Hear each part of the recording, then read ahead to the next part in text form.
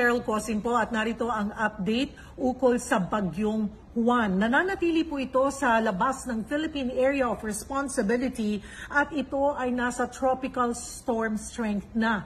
Pero babala po ng Pag-asa, maaaring itaas nila ang hanggang signal number 5 dahil aabot nga sa super typhoon ang strength po ng bagyong Juan. Itong nakikita niyong kulay purple, red, and pink, yan po ang lawak ng bagyong Juan.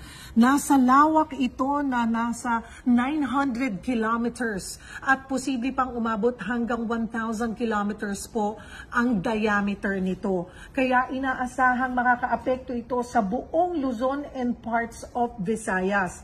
At katulad po ng babala namin, aabot ito sa super typhoon strength. At mararamdaman natin yung bagsik ng bagyo by Sunday night and Monday, the entire day of Monday. At inaasahan na ito lalabas ng bansa by Tuesday.